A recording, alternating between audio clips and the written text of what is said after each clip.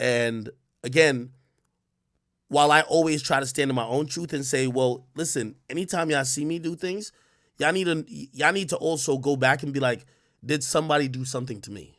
Because I'm not just some invisible, like, absorbent,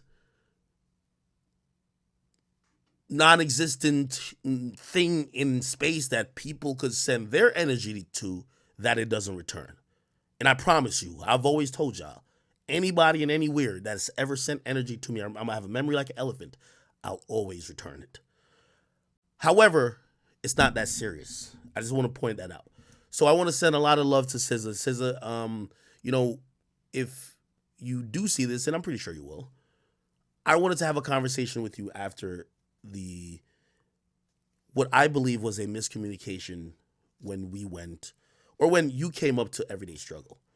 I think you saw my stream. You probably misunderstand what this is. I wasn't trying to clown you. I was trying to understand. I was trying to understand through my audience. I know you may have other things going on, and I don't know what space you were in. You may have looked at it and be like, "Oh, this guy's trying to get slick." That wasn't what it is. And honestly, since then, by the way, I spoke to Dave Free, who's no longer with TD, by the way. He's with PG Lang and Kendrick. But I also wanted to have that conversation eventually with you, and that conversation never happened.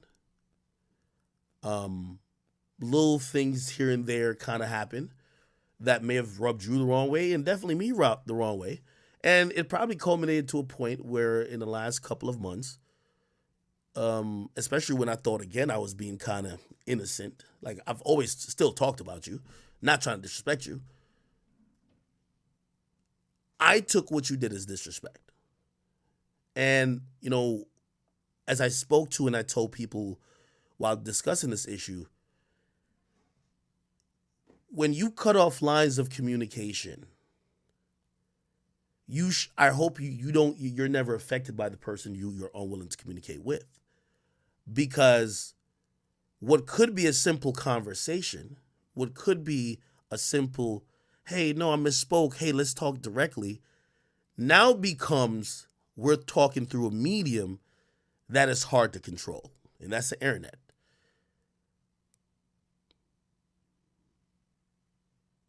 And that there, and I told everyone, I was like, listen, if anyone feels any type of way, and I'm really speaking about SZA because we're really speaking about some other people in a second. I wanted to speak to SZA a long time ago. How it manifested and came out is how it manifested and came out. I'm sorry. I'm not just and I'm being very honest to whoever was watching. I'm not just some person who y'all throw darts at all day. And I get a lot of darts. Like, if you think SZA gets more darts than me, you're an idiot. Who gets more people poking, like, just getting at every fucking day, nobody but me. When I return it, I'm returning it with 1,000,000 times force. This mic, this stream is my therapy because it's the only thing that I get off my chest. It's the only time that I clear my conscience. I see 1,000,000 negative comments just like you. So, again, that's why I like to have personal conversations. I've always mentioned there's been many artists I've been on the perfect page with, but eventually or privately, we communicated and we got to a place of understanding. I continue to say you cannot control the response when you refuse to communicate. If we communicate via this medium, it's never going to be understood. Again, with that being said, SZA, I'm sending you love because though I'm admitting that when I got that rant off, it felt like a weight off my shoulders, I'm not trying to put a burden on your soul. And that wasn't the intended purpose. It was for me to be like, you know what? That's what I felt, and that's what it is. But I don't want you to feel incredibly upset.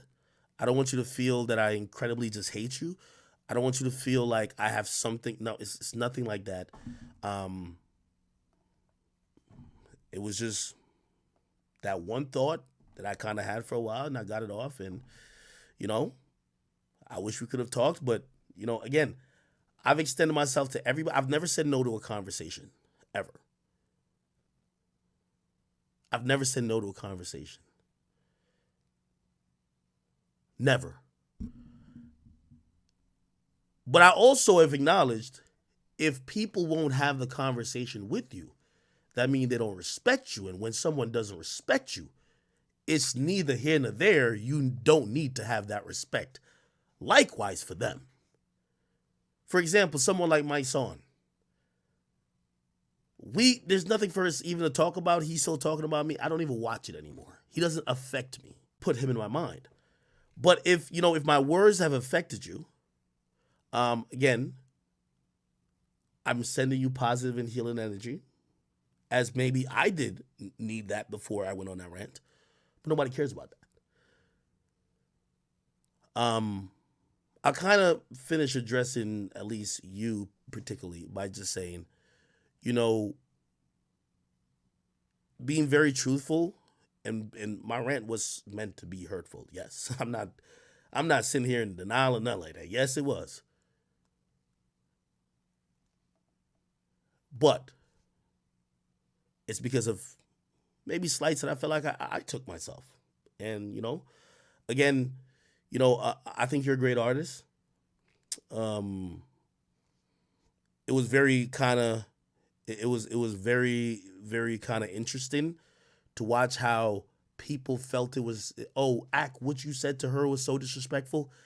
All those things are said to me daily, a million times a day, every day. It was interesting to watch how people cared and nurtured your mental health. And I deal with that every day. I'm sorry to say, I'm just not a sponge for all this shit. So again, I wish you well. I hope at a point, sometimes words or even an explanation, and this is what this is, an explanation. Those things can't cure trauma and things said in mud slang or slung or whatever. And by the way, for the other people who are outside of this, every time I try to give context, I look